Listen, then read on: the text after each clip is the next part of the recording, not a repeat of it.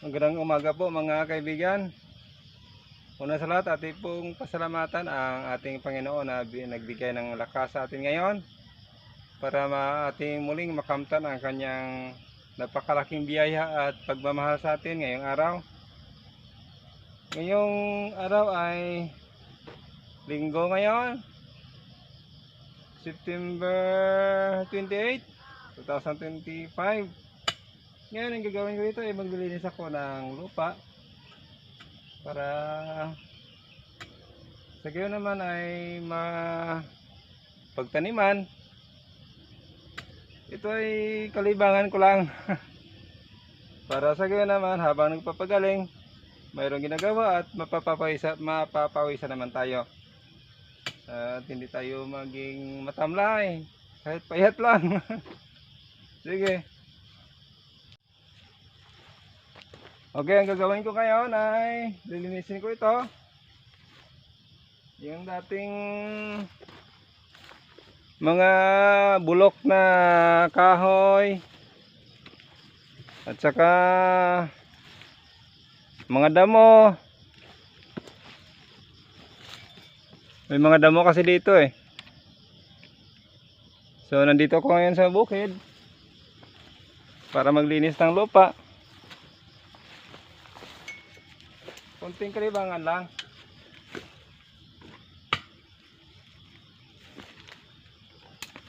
Ito kasi kung gustong dahon ng saging, kukunin ko na lang to.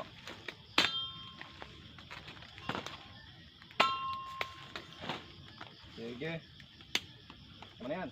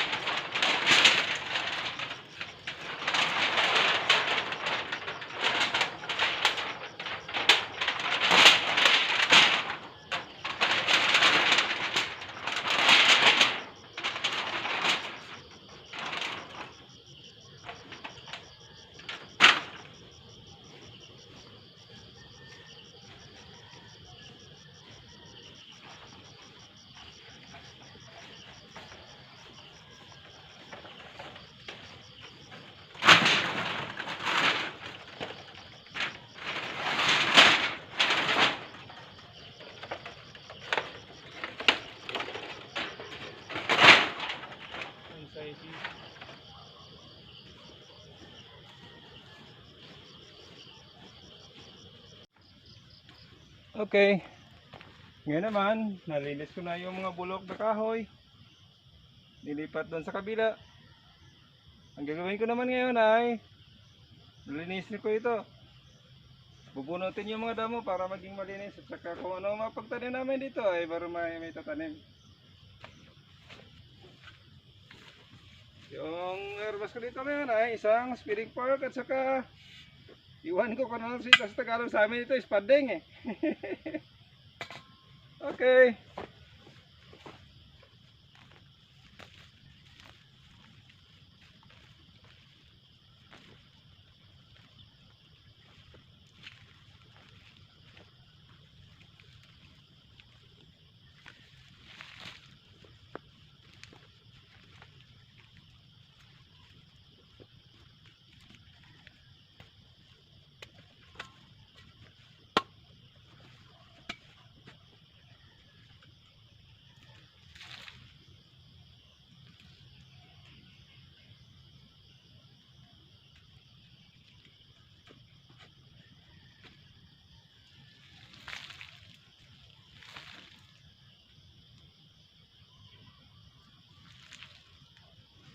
medyo matigas ang lupa kasi matagal na hindi ako nakabalik dito.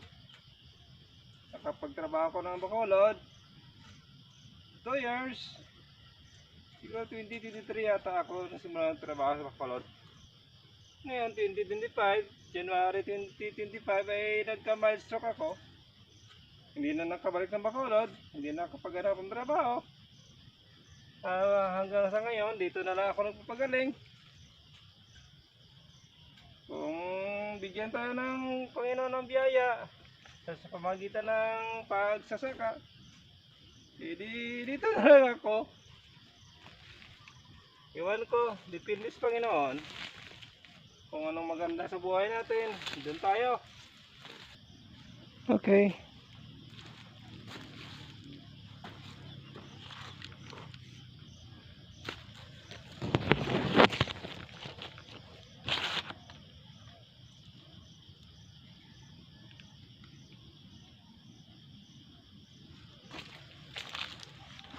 Tuloy tayo.